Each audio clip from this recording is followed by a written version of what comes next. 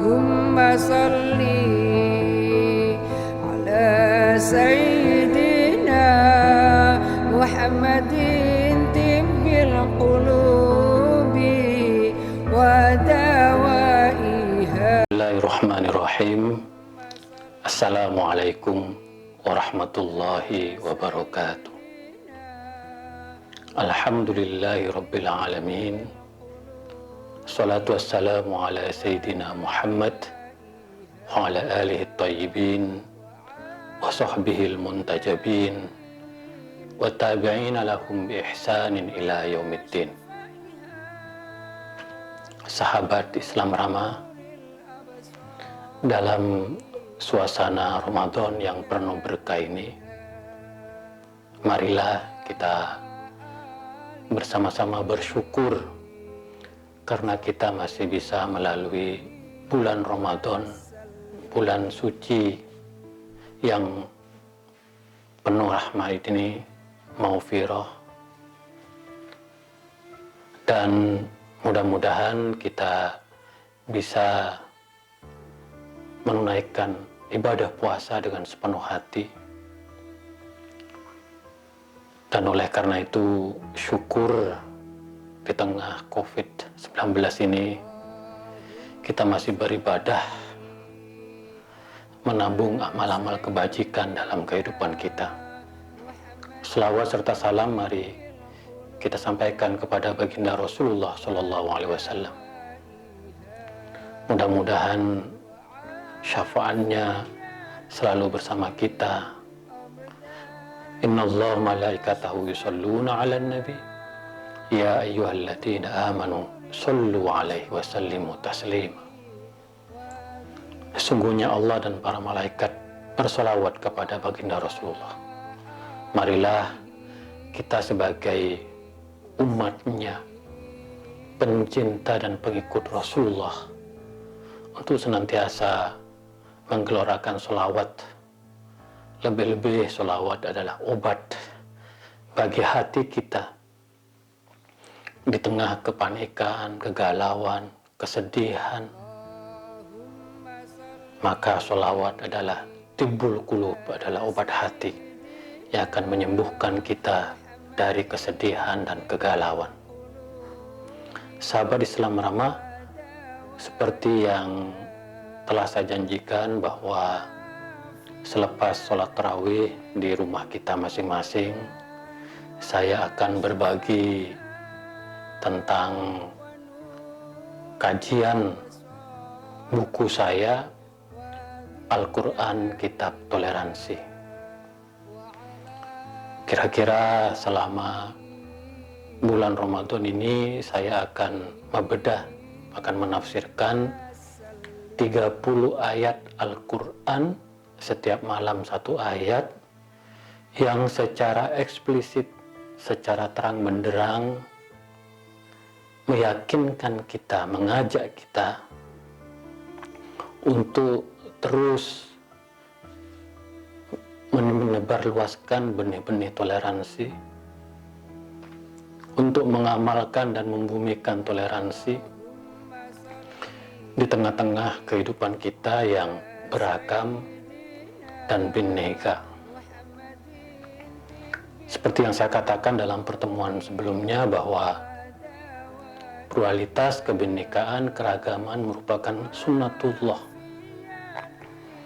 yang di dalam Al-Quran disebutkan walan tajida li sunnatillahi tabdila, dan kamu tidak bisa mengubah sunnatullah tentang keragaman dan kebinekaan. Yang bisa kamu lakukan adalah menerima kebinekaan, mensyukuri kebinekaan, dan menjadikan kebinekaan sebagai kekuatan untuk membangun kemajuan, untuk membangun negeri ini, untuk mewujudkan dunia yang berkeadilan.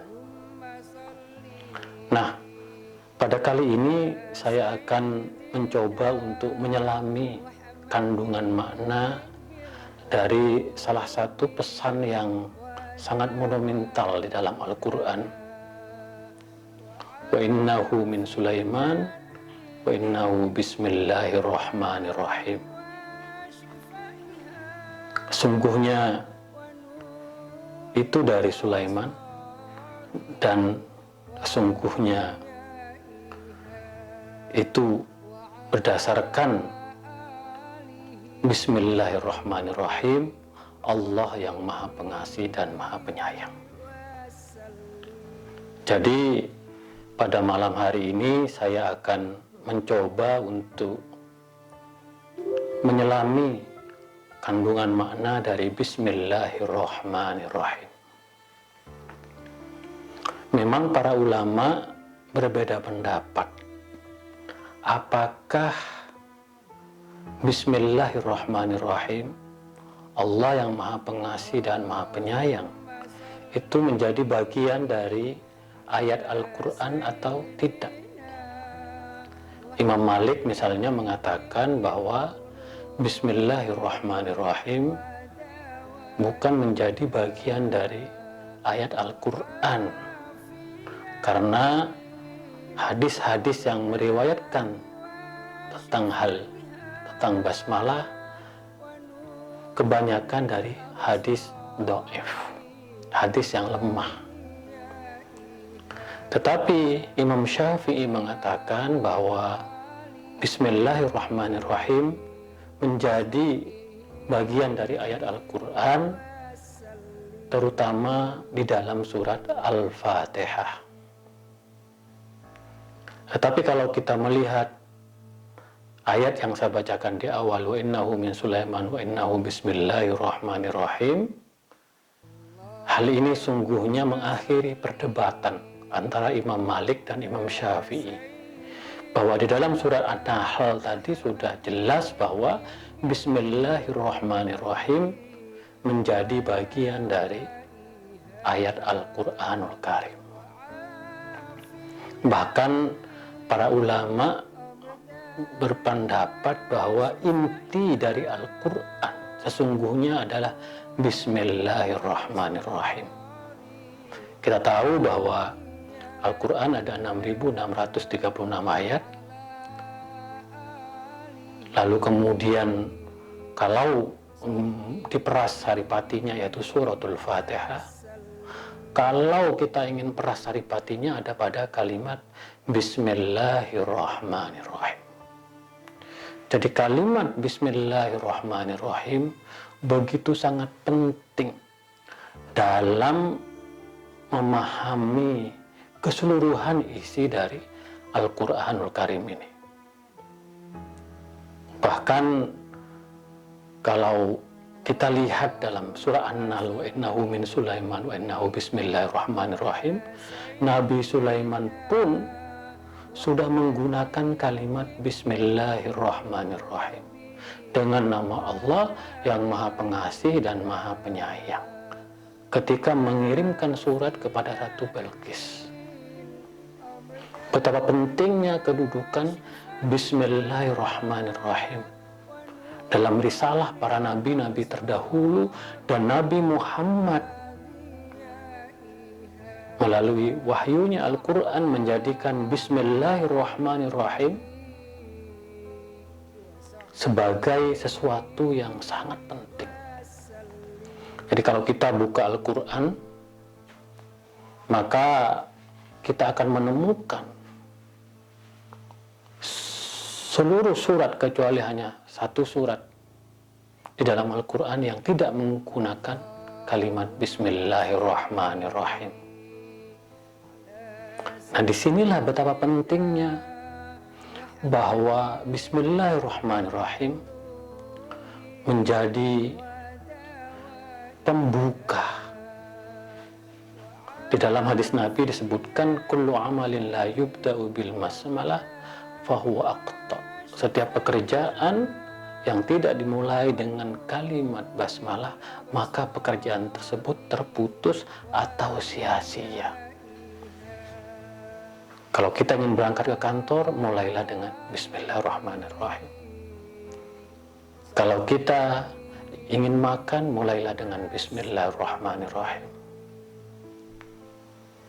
Kalau kita ingin menyampaikan pesan kepada orang lain, mulailah dengan kalimat Bismillahirrahmanirrahim. Karena dengan kalimat ini, maka sungguhnya kita selalu mempunyai konektivitas, ketersambungan dengan Allah dan Nabi Muhammad Sallallahu Alaihi Wasallam. Maka oleh karena itu, kalau kita ingin memahami Al-Quran, pintu masuknya kita harus memahami Bismillahirrahmanirrahim. Kalau kita sudah betul-betul memahami hakikat makna dari Bismillahirrahmanirrahim, maka kita akan mampu memasuki kedalaman kandungan makna Al-Quran itu sendiri. Karena itu para ulama tafsir memberikan perhatian yang cukup besar dalam tafsir basmalah ini, Bismillahirrahmanirrahim. Al-Imam At-Tabatabai dalam tafsirnya Al-Mizan membedah dalam halaman yang cukup panjang. Imam Khumaini memberikan perhatian dan bahkan menulis sebuah buku khusus tentang Bismillahirrahmanirrahim. Karena di dalamnya ada makna yang tersirat dan tersurat bahwa kita harus hablum minallah, tetapi juga kita harus hablum minannas. Hubungan kita dengan Allah harus baik, tetapi hubungan kita antar sesama juga baik. Mari kita lihat Bismillahirrahmanirrahim mulai dengan kalimat Bismillahi, dengan nama Allah. Kita diingatkan bahwa kita sungguhnya adalah makhluk Allah. Kita adalah hamba Allah. Kita dhaif, kita lemah. Kita bukan siapa-siapa. Apapun jabatan yang kita punya, seberapa banyak harta yang kita miliki, seluas ilmu yang kita punya, tidak berarti apa-apa. Kita ini hamba Allah yang diciptakan oleh Allah sebagai hamba yang harus terus mengingat, berzikir kepada Allah Subhanahu wa taala. Tentu mengingat kepada Allah, mengingat keagungan Allah, kebesaran Allah, supaya kita tidak bersikap sombong congkak, bersikap otoriter, bersikap yang ingin merendahkan orang lain. Kita sungguhnya adalah hamba Allah. Bismillah, inilah kontrak kita dengan Allah. Setiap pekerjaan yang kita lakukan harus mengingatkan diri kita kepada Allah, bahwa apa yang kita kerjakan semata-mata hanya mencari ridha Allah. Kalau kita mencari ridha Allah, maka insya Allah kita tidak akan pernah merasa menyesal, merasa gelisah, karena Allah akan memberikan anugerah yang terbaik kepada kita. Bismillah, Bismillah. Apa yang kita kerjakan semata-mata karena atas nama Allah. Tetapi memang sangat disayangkan karena ada kelompok yang juga mengatasnamakan Allah. Misalnya Khawarij, kelompok-kelompok ekstremis, teroris, kelompok-kelompok radikal, kelompok fundamentalis. Mereka juga bismillah mengatasnamakan Allah, mengatasnamakan agama, apa yang dikenal dengan klaim kebenaran. Terus klaim, mereka mengklaim bahwa mereka adalah pemilik kebenaran. Maka dalam kalimat Bismillahirrahmanirrahim dilanjutkan Bismillahirrahmanirrahim, bahwa Allah yang kita pahami, yang kita bayangkan, yang kita internalisasikan dalam diri kita, ada Allah yang Ar-Rahman, yang Maha Pengasih. Qul Allah awir Rahman. Panggil aku Allah atau panggil aku Rahman. Jadi Allah Ar-Rahman, Allah yang Maha Pengasih. Bukan Allah yang membenarkan terorisme, bukan. Bukan Allah yang membenarkan intoleransi, bukan. Bukan Allah yang membenarkan kekerasan, bukan. Tetapi Allah Ar-Rahman, Allah yang Maha Pengasih. Di dalam ayat lain disebutkan Arhamur Rahimin. Bahkan Allah itu paling pengasih di antara orang-orang, di antara yang mengasihi.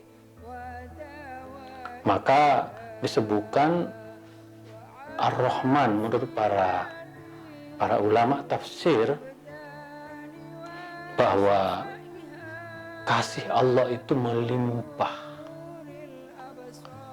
Jikalau seluruh alam semesta ini diisi kasih Allah, maka kasih Allah itu melimpah ruah. Dari saking besarnya Arhamur Rahimin. Maka ketika kita membayangkan Allah, Allah yang akan merahmati kita, mengasihi kita. Ud'uni astajib lakum. Berdoalah kepadaku, niscaya aku akan memenuhi doa-doa, permohonan dan permintaan kamu. Itulah kasih Allah. Maka kita sebagai umat Islam tidak akan pernah menghalalkan segala cara melakukan terorisme, ekstremisme, kekerasan, intoleransi, mengatasnamakan agama, apalagi Allah. Karena Allah itu adalah Ar-Rahman, yang Maha Kasih, di mana kasih Allah itu melimpah luar biasa. Di mana-mana akan selalu ada kasih Allah. Di tengah COVID-19 yang kita hadapi saat ini, kita melihat kasih Allah luar biasa diberikan kepada kita, saling membantu, saling menolong. Kasih Allah sangat luar biasa kepada setiap makhluknya. Maka ketika Musailamah menyebut dirinya sebagai Rahmanul Yamamah, orang tidak percaya. Karena sungguhnya yang betul-betul mengasihi itu adalah Allah. Dan sejak itu Musailamah Al-Kadzdzab disebut sebagai Musailamah Al-Kadzdzab, pembohong, penyebar hoax. Jadi kalau ada orang yang suka menyebar hoax, itu adalah Musailamah sebenarnya. Musailamah Al-Kadzdzab.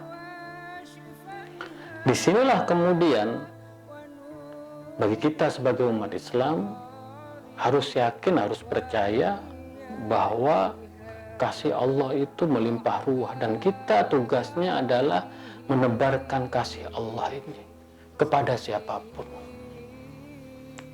Disinilah kemudian kita masuk kepada ayat yang kedua, Ar-Rahim. Jadi para ulama mengatakan kasih Allah ini diberikan kepada siapapun, baik orang yang beriman maupun orang yang tidak beriman. Maka kalau kita melihat orang-orang yang Barat melakukan penemuan, penelitian, orang-orang Cina, siapa yang bersungguh-sungguh maka dia berhasil. Karena kenapa? Itulah kasih Allah diberikan kepada siapapun, baik orang yang beriman maupun yang tidak beriman di dunia ini. Karena Allah Rahman. Maka tugas kita mencari, menjiwai, memaknai, mengamalkan kasih Allah dalam Ar-Rahman. Nah, dalam Ar-Rahim ini kelebihan kita sebagai umat Islam. Allah menitipkan akan memberikan rahmannya kepada Nabi Muhammad Sallallahu Alaihi Wasallam. Maka kita beruntung menjadi umat Nabi Muhammad, karena Allah memberikan dan menitipkan rahmatnya kepada umat Nabi Muhammad Sallallahu Alaihi Wasallam. Maka Nabi menyebut dirinya sebagai Ana Nabiyur Rahmah.